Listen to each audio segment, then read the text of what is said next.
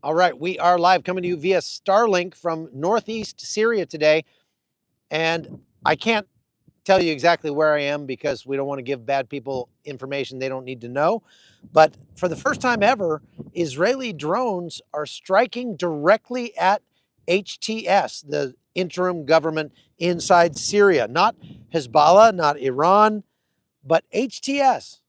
And this is the first time that's ever happened. They have bombed bases that belong to the former Syrian army to keep HTS from getting the military equipment that was held there, tanks and artillery and rockets and stuff like that. And the IDF has actually even pushed into some of those bases and has confiscated a lot of that military hardware, but they have never struck HTS units directly until today. Now, I just did a live about this over at CBN on their YouTube channel, but I'm going to be just giving you a condensed version of it here instead of doing the normal 8-minute version that I do here. I'll do the 8-minute version here, and the 1-hour version was over on CBN's YouTube channel if you want to go see that. And so I'm going to refer to my notes here so I can stay on topic and make sure that I get to everything. And first, before I even talk about Syria, let's talk about what's happening inside Israel. There are massive fires across Israel today, wildfires almost like they've never seen before. And in case you were wondering, yes, this is arson, without a doubt.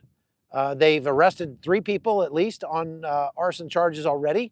Of course, they are Palestinians from the West Bank.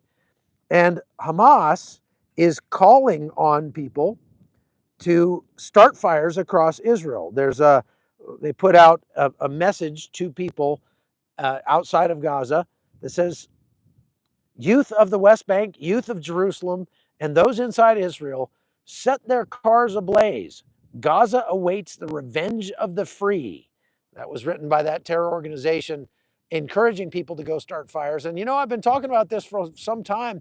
This is a form of irregular warfare or asymmetric warfare that we're seeing all across the globe. And I have no doubt that when the investigations are concluded from some of the pretty strange, rare fires that have taken place in the United States over the last several months, we will come to find out that those were arson. And I'm going to go one step further and say that whether or not they release this information, they may find that that was arson directed by a foreign state, somebody like Russia or North Korea or Iran, starting fires in the United States. So this is a weapon of war, and it's a effective weapon of war. You imagine these guys can get away with starting a fire pretty easily because it takes a while for it to get noticed, and by then they're long gone. So they've had to close freeways in Israel. There have been some injuries, I've heard, and they're talking about having to evacuate people from their homes inside Israel and try to put out those fires. So that's obviously, very bad. Hey, thank you, David. Today is my 31st wedding anniversary. And so I wanted to say I love you to my wife, and thank you to all of you for celebrating with me. My gift to her is that I'm not there to bother her today. That's the best I could do. But we just came back from 2 weeks in Guam, so she can't complain if we're not together today.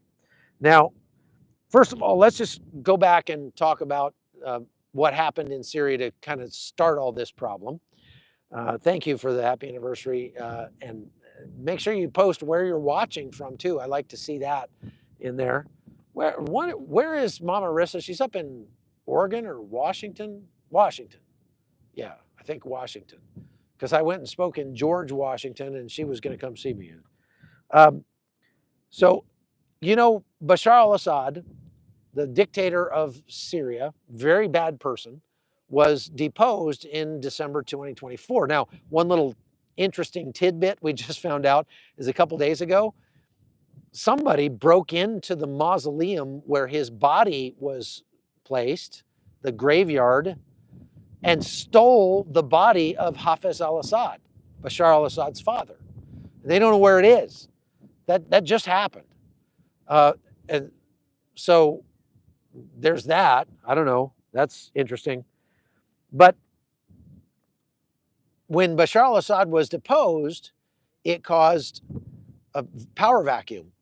And everybody started trying to move into that power vacuum. And it led to the rise of HTS. Now, I've said all along, Turkey is ultimately behind this. And that's the biggest thing to take away from today's live is virtually every bit of brutality you see in Syria today is somehow supported or facilitated or even carried out by Turkey itself. And it gets a little more complicated than that, but that's the simple version, okay? Just blame Turkey because Erdogan wants to recreate the Islamic Caliphate, and this is part of his plan. So HTS now, formerly Jabal al-Nusra, which was a wing of al-Qaeda, many of those guys ended up becoming a part of the Islamic State when they had their caliphate here, and I was here for all that. And then when it looked like the Islamic State was about to get crushed, a lot of those guys just disappeared from their bases and showed up on Turkish military bases wearing Turkish military uniforms. We know for a fact that Turkey was funneling money to the Islamic State, even as they condemned them publicly. So Erdogan is a supporter of the Islamic State. He's Muslim Brotherhood, okay? So HTS rebranded themselves as such in 2017. So they've been around for a long time already, and we just never heard of them. That's because they were just biding their time and waiting. Look, this wasn't a spontaneous thing that happened when they took over and deposed Bashar al-Assad. This had been planned for many years, and they put it all together. And then when the time was right, they acted, okay?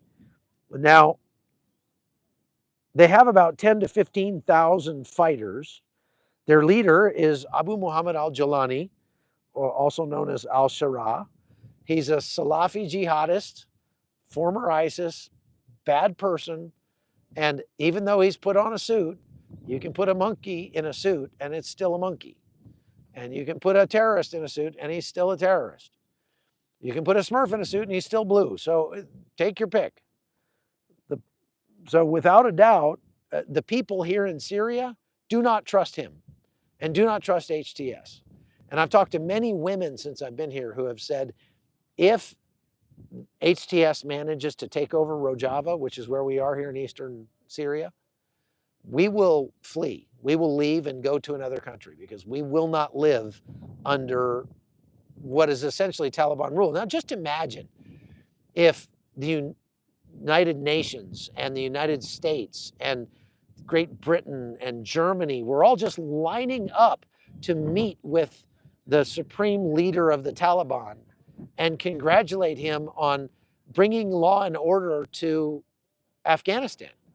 That'd be abominable because we spent so much time and money and blood and treasure there in Afghanistan trying to get rid of the Taliban, and then we just gave everything right back to them. But HTS is the Taliban in Syria. And the world leaders, these idiots, are lining up to meet with them. The German chancellor is coming to meet with them. They're talking about President Trump is supposed to meet with him, or was supposed to meet with him. I don't think he did. But we've sent envoys over here, American envoys, to meet with these guys. There have been UN representatives that met with them. They're people like Spain reopening their embassy in Syria. Like, woohoo, the war's over. Everything's great now. This is fantastic. You know, when the Islamic State flooded into Syria and Iraq back in 2014, it was rightfully just condemned around the world.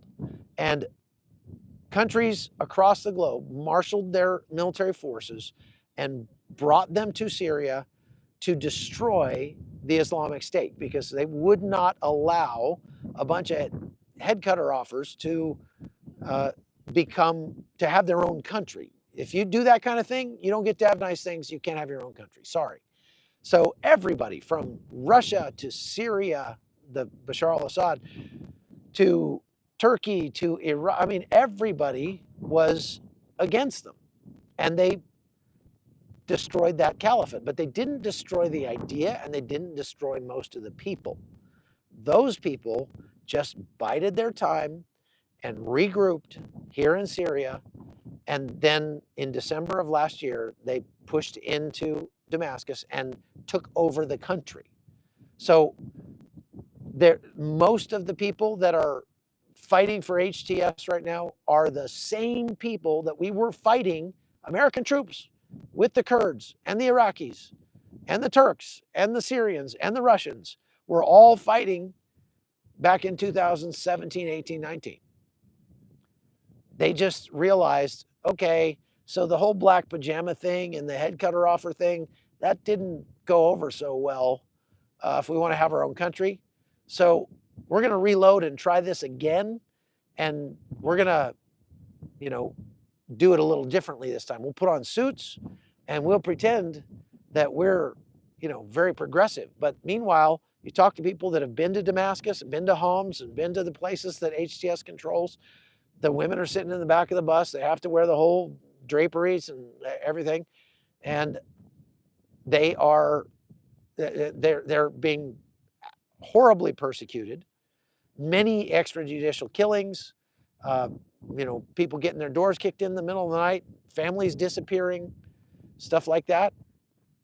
They are no better than Bashar al-Assad. If anything, they might be worse. So the Israelis have been trying to assist the Druze in sort of forming their own little protectorate inside Syria, let the Druze sort of take over an area in the southern part of Syria alongside the border with Israel. Israel would like to see that happen. And so they've been supporting the Druze because the Druze are pretty moderate and they like Israelis a lot better than they like HTS.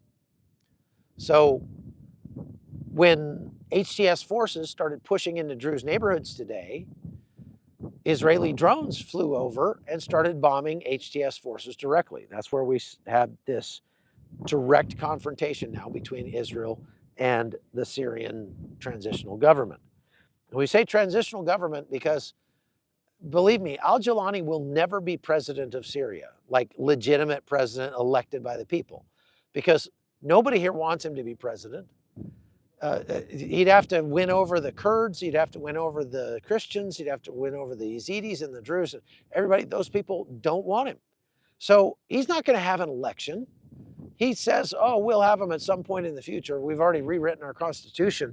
Yeah, if you read the constitution, it looks like Afghanistan's constitution. Okay, so HTS-led factions have been storming Druze neighborhoods today and killing civilians. And the Israelis started killing them back, bombing the HTS forces.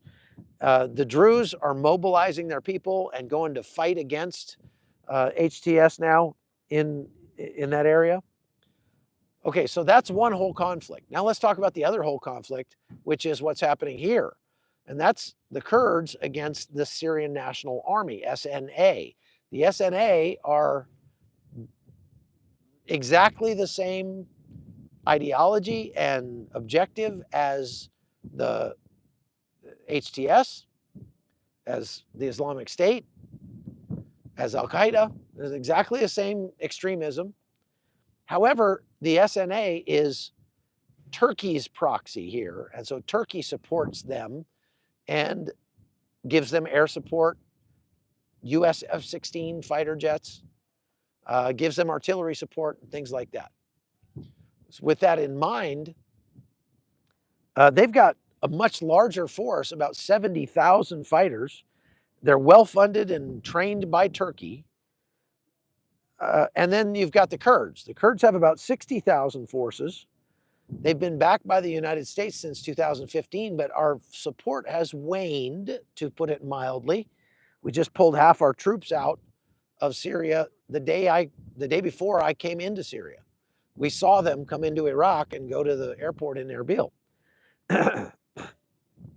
In December, the SNA pushed into Manbij, which had been controlled by the Kurds since 2017, and pushed all the Kurds out, took over Manbij, and has been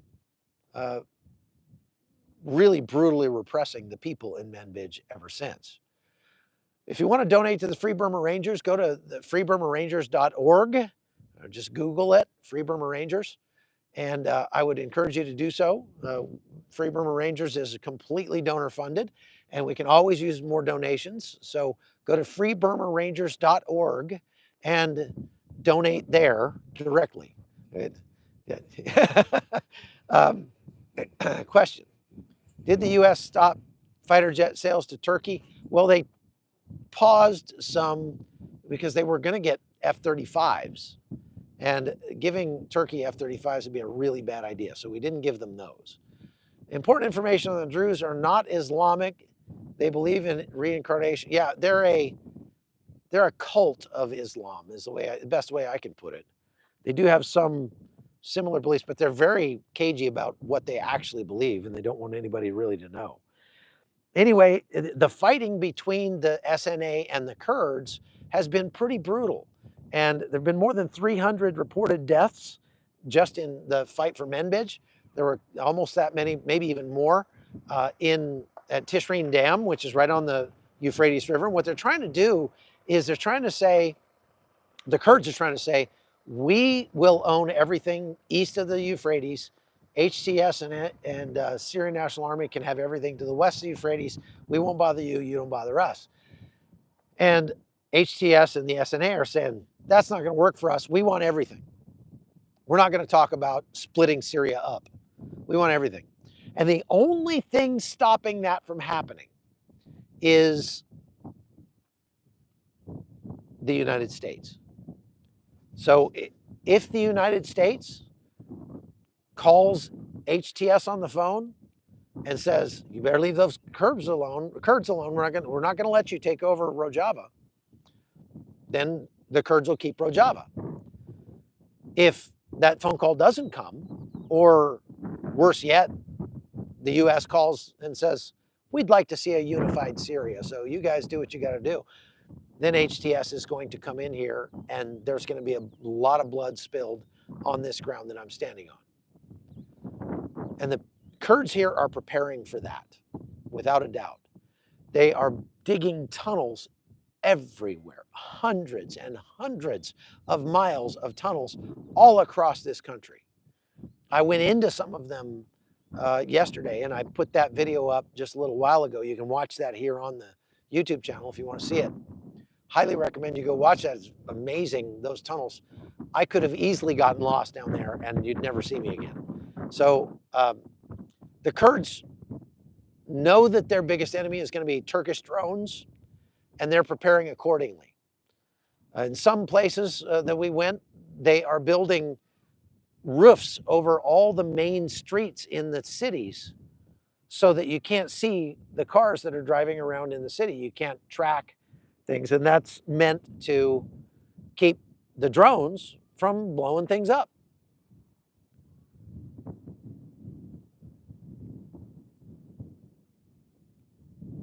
Okay, so I'm just, I thought I saw a question go by here, but that's all. There you go. Thank you, Mama Marissa, putting up Free Burma Rangers website. They are hurting for donations, so they can use your donations right now. Their donations have dropped quite a bit in the last year. They've got a lot of stuff going, and this is like the worst time for donations to go down because the wars here in Syria are ramping up and in Burma are ramping up. And they've got a team in Ukraine, and it's like they're trying to do a lot, and their pool is shrinking. So it would be nice if you had a few extra dollars to toss over to the Free Burma Rangers. I don't get anything out of that other than they feed me while I'm here. So I would appreciate it as a favor to me, just because I support them.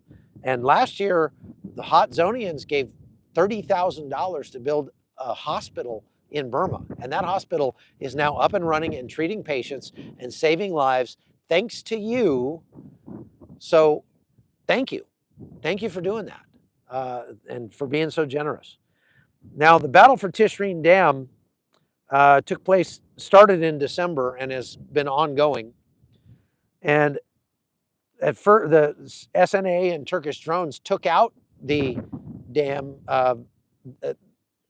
generators, and I went and saw them. They're, of course, massive. They're like the size of buildings inside the dam, and I don't know what they took out, but the dam is not providing electricity, or at least not much electricity right now. So the people are worried because they get their drinking water from the lake behind that dam, and they get their power from the dam itself. And they're worried that Turkey is going to blow up the dam for good and they won't ever be able to repair it. So they moved a bunch of civilians in on top of the dam, and you can see video of that in that video that I just posted today. So just when you're done here, go watch that video and you can see them chanting and singing. And it was like a parade when we showed up. It was really, really weird. Very strange. So look, Syria is not going to be unified into one country anytime soon. That's the bottom line. The Kurds are not going to give up their autonomy. They fought too hard and lost 12,000 men to get this land, and they intend to keep it. And so they are armed up, and they are preparing. They're digging everything, foxholes, trenches, you name it, and they are ready for battle. And the problem is, if the United States doesn't support them, then Turkey will have a free hand to come in here and crush them, and a lot of Kurds are going to die. Now, you might say, well, it's not our war. We don't care. Okay. If all it would take is to have 1,000 U.S. troops here, and, oh, by the way, they can busy themselves with taking out the remnants of the Islamic State, seems to me like a pretty good investment in the freedom of these people. We could just throw our weight behind the Kurds and say, we support a Kurdish state in Rojava, and we're not going to allow anybody to take it away from them. That could set us up to be in direct conflict with one of our NATO allies, Turkey. But as I've said many, many times, Turkey should not be in NATO. It should not be a NATO ally. And that might be just the excuse we need to get them out. So, all right, I went on longer than I planned to, but thank you very much for watching, and I appreciate all of you. I'm excited that I got a chance to do a live while I was in Syria. We just have to be real careful about giving away our position. So don't tell anybody. No, just kidding. Go ahead and share, like the podcast, and make sure you go over to chuckholton.com, where I'm putting up video of the fighting that's going on that I can't show you here on YouTube. All right, chuckholton.com. Become a supporter over there. You get a lot of extra stuff. And so thank you very much for watching. God bless you. We'll see you next time.